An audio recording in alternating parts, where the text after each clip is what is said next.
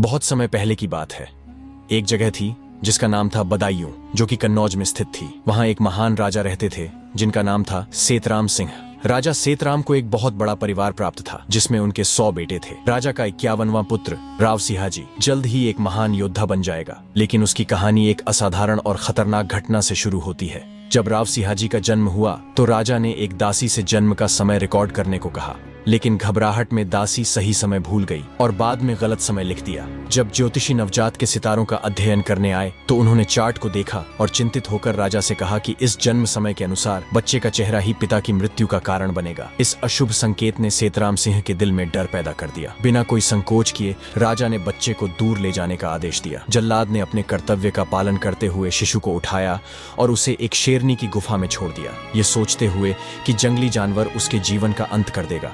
लेकिन किस्मत को कुछ और ही मंजूर था। शेरनी, जिसने हाल ही में एक शावक को जन्म दिया था, ने बच्चे को देखा और उसे अपना लिया। उसने उसे अपने बच्चे की तरह पाला, उसे दूध पिलाया, उसकी रक्षा की। शेरनी के लिए राव सिंहाजी उसके अपने बच्चे से अलग नहीं था। वर्षों के दौरान राव सिंहाजी शेरों के बीच बड़ा हुआ, उन्हीं की तरह जीने लगा, उन्हीं के साथ शिकार करने लगा और उनके तौर तरीकों को अपनाने लगा। उसका शरीर मजबूत हो गया और उसकी आत्मा तेज, जंगली और स्वतंत्र हो गई और वह जंगल में एक सच्चे वनवासी के रूप में घूमता था। एक दिन राजस्थान के पालीवाल ब्राह्मणों का एक समूह जंगल से गुजर रहा था। सफर के दौरान उन्होंने एक अद्भुत दृश्य देखा। 5 शेर एक दूसरे से जोरदार लड़ाई में लगे हुए थे। आश्चर्य की बात यह थी कि उन 5 शेरों में से एक असल में एक इंसान था। ब्राह्मणों ने एक शक्तिशाली जवान को देखा जो शेर की तरह पला बढ़ा था और शेरों के सामने डटकर खड़ा था। ब्राह्मण उसके बल और साहस को देखकर डर और आश्चर्य से भर गए। वो दौड़ते हुए राजा सेतराम सिंह के पास वापस आए और उन्हें वो अविश्वसनीय कहानी सुनाई। पहले तो राजा को अपने कानों पर विश्वास नहीं हुआ। तभी जल्लाद आगे बढ़ा, जो कभी उस बच्चे को शेरनी की गुफा में छोड़ने का आदेश दिया गया था। उसने अपने अपराध का स्वीकार किया, माफी मांगते हुए बताया कि क्या घटित हुआ था। सच्चाई समझकर राजा सेतराम पछतावे से भर गए। उन्हें अब समझ आया कि उन्होंने अपने ही पुत्र को लगभग खो दिया था, लेकिन अभी भी आशा बाकी थी। राजा ने तुरंत अपनी सेना को आदेश दिया कि उसके वनवासी पुत्र को पकड़कर वापस महल ले आए। जब राव सिंहाजी को अंत में राजा सेतराम के सामने लाया गया तो वो एक शेर की तरह लग रहा था। राजा और उनके लोगों ने उससे समझाया कि वो जंगल का जानवर बल्कि एक इंसान, एक राजकुमार और राजा सेतराम का बेटा है। इस परिवर्तन में समय, धैर्य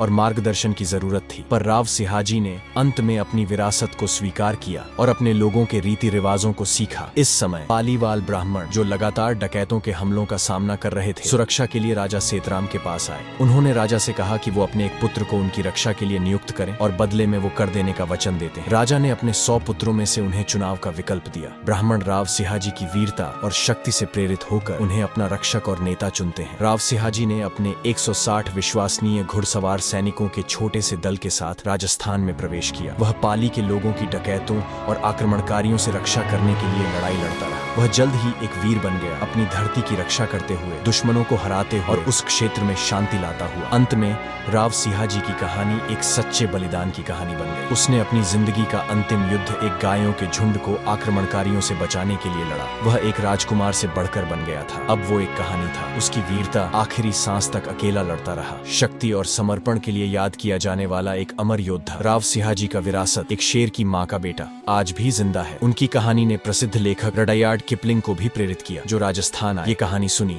और द जंगल बुक लिखी। किपलिंग की रचना को नोबेल पुरस्कार मिला और ये दुनिया भर में लोगों को प्रेरित करती रही है। राव सिंहाजी की कहानी हमें अपने इतिहास की समृद्धि का याद दिलाती है, एक इतिहास जो वीरता, बलिदान और अद्भुत कहानियों से भरा हुआ है। आज हम इस निडर योद्धा की विरासत को याद करें और सम्मानित करें, जो एक शेर की माँ का बेटा था और राजा बना।